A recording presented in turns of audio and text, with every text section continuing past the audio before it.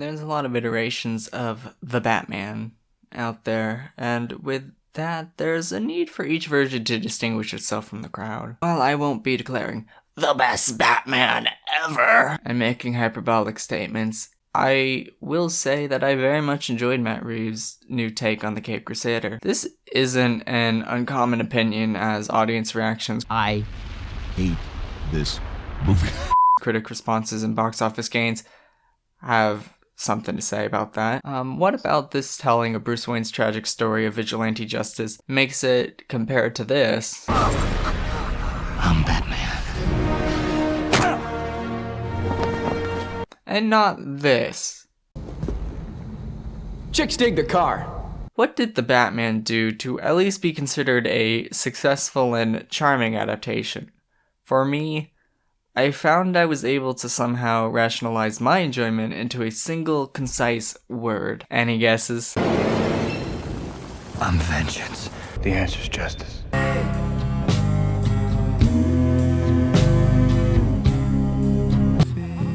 It's got like 500 followers. No. Nice try. The word I'm going to use is diegetic. I'm not going to bore you with being too textbook, but diegetic is elements considered within the universe of the narrative. Common examples is diegetic versus non-diegetic sound. Diegetic sound is the in-universe, non-diegetic sound is soundtracked for the audience.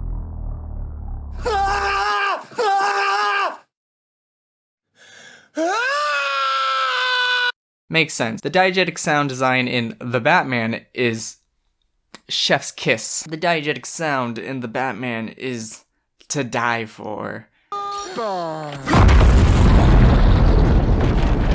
I was speaking figuratively. Batman sombers around with his noisy, echoing stilettos, and it just gives an undeniable looming presence to the force of vengeance.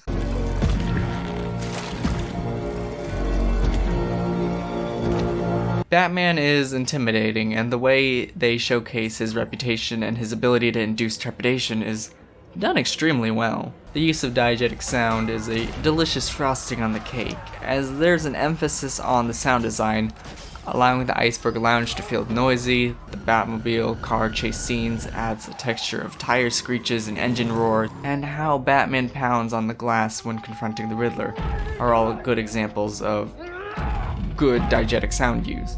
This is complemented by what I would consider diegetic lighting. Listen, I'm not an idiot. There's definitely artificial lighting throughout the entire movie, but again, there's a tactical use of lights that creates some visually creative moments. Yeah, baby, shine that motorcycle right in my face! I mean, they created a whole set piece around diegetic lighting of the Batman fighting in complete darkness, with only light coming from the gun blast discharge.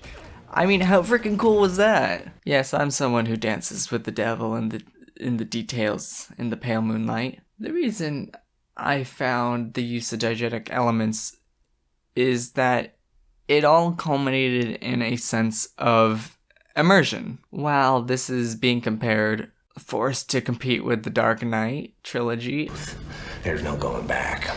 You've changed things. Forever.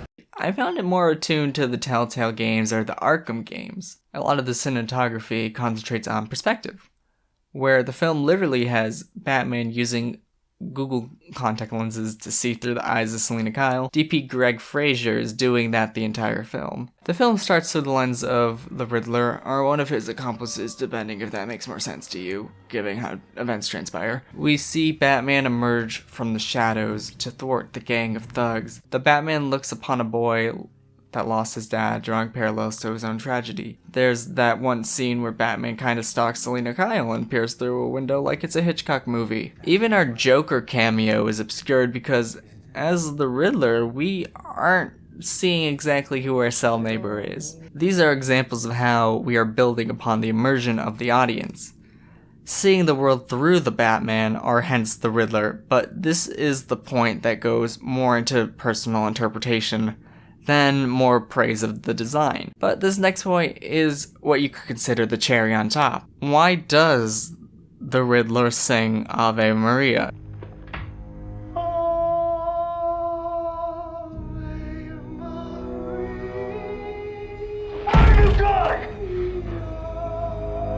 I mean, it's a Hollywood cliche as early as the killer who whistles in the halls of the Mountain King and Fritz Lang's M.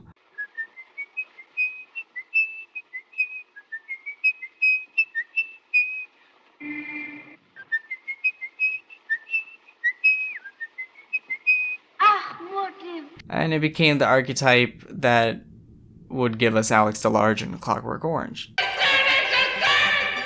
Sin? What's all this about sin? That! Using Ludwig van like that! He can no harm to anyone! Beethoven, just stop using! And the list goes on.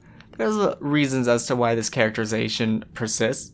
Paints a strong dichotomy between sophisticated genius and savage killer. One that paints him as a social outcast, etc., etc. Why does the Riddler sing it specifically? Yeah, he's crazy, but he sings in response to the thought of his master plan coming together.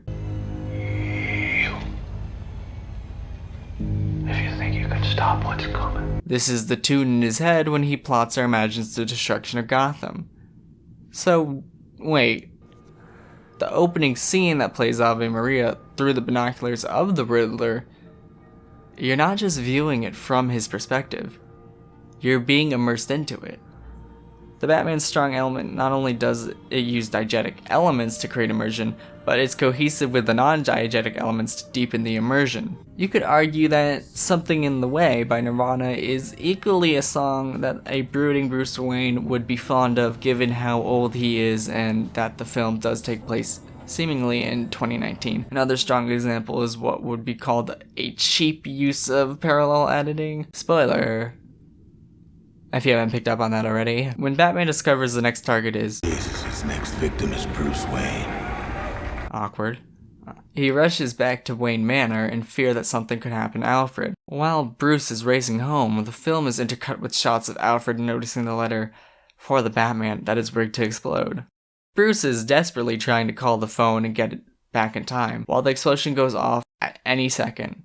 Is the version of events from Bruce's perspective. When he finally gets in contact with the maid, it's revealed that the explosion happened some time ago. Yeah, it's a cheap bait to the audience, but I enjoyed the thrill of following Batman's desperation than if they just cut to the aftermath and fill this in on what happened. And that's why I found the Batman to be oh so captivating.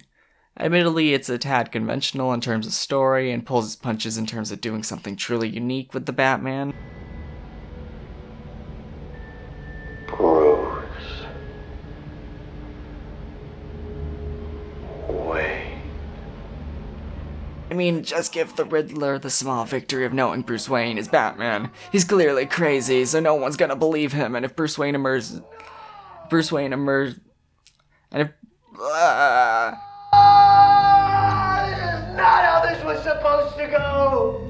He's clearly crazy, so no one is gonna believe him, and if Bruce Wayne emerges as a more public figure in the sequel, then it's easy to dismiss it as hearsay. Maybe Spider-Man pulled the secret identity card recently, gave them, the cold feet. Which is understandable. It's not perfect, and it's probably not the best adaptation, but it's an immersive feat to explore Gotham not just with the Batman, but through the eyes of the Batman.